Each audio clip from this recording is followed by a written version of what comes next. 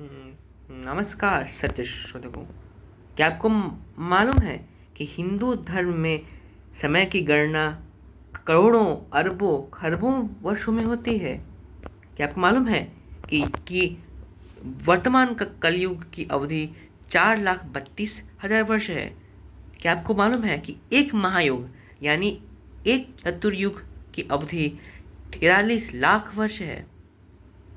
Some of the time scales in Hinduism correspond to geological time scales. इस similarity को स्वयं Carl Sagan ने अपने सेमिनल वर्क कॉस्मोस में प्रदर्शित किया है। Although he considers this an accident, a mere accident. हम सभी 4 युगों के कॉन्सेप्ट से अवगत हैं। एक सतयुग है, एक त्रेता युग है, एक द्वापर युग है एवं एक कलयुग है। बट क्या हमें पता है कि हम वर्तमान में किस कल्प में हैं, किस मनवंतर में हैं? क्या आपको ज्ञात है कि केवल मनुष्यों की एक दिवारात्रि नहीं होती, अपितु हमारे पितरों की भी एक दिवारात्रि होती है, देवताओं की भी एक दिवारात्रि होती है। देवताओं का क्या, स्वयं भगवान ब्रह्मा की भी एक दिन और एक रात्रि होती है।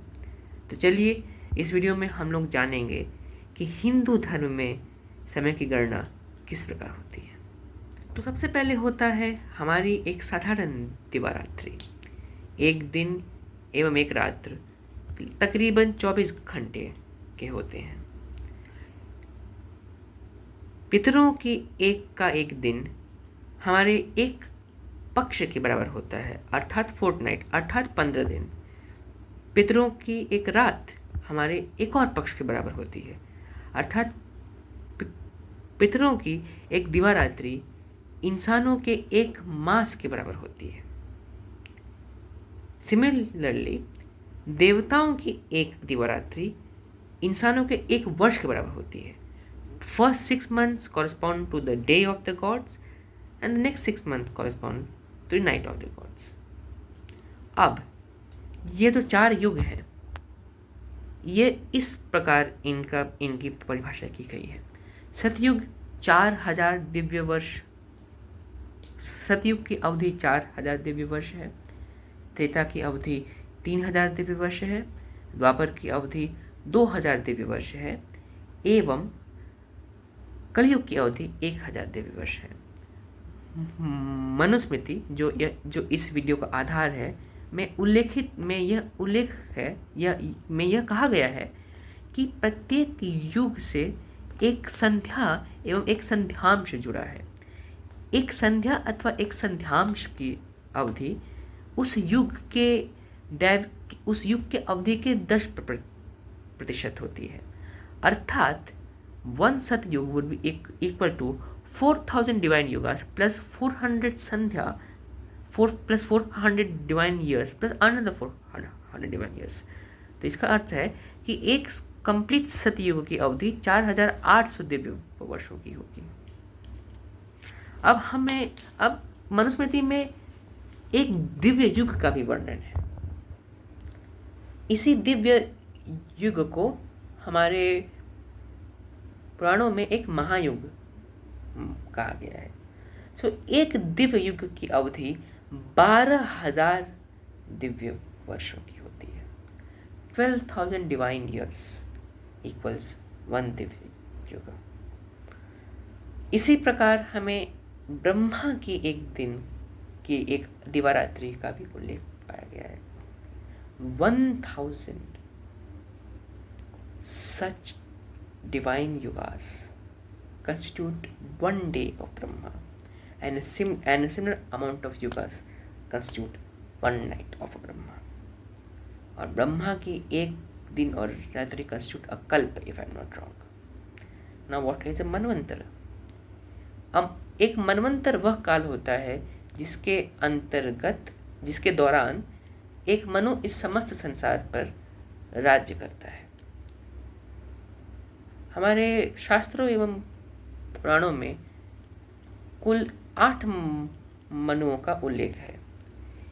वर्तमान कल्प में इस युग में जिस मनु का शासन है उनका नाम है वैवस्वत मनु, क्योंकि वह विवस्वान अर्थात सूर्य के पुत्र हैं।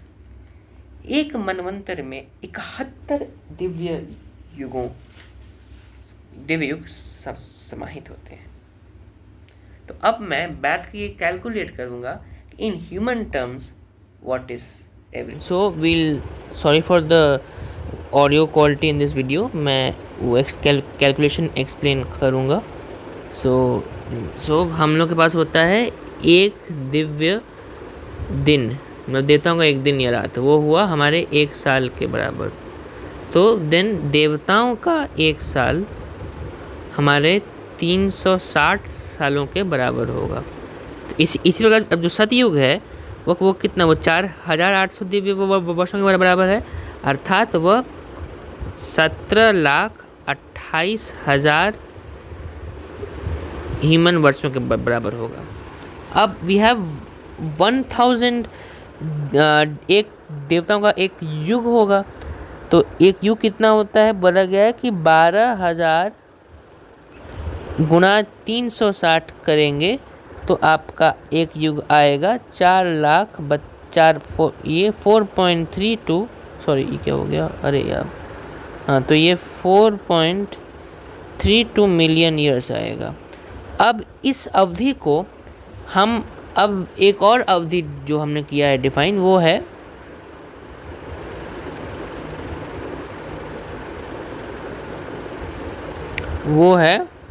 एक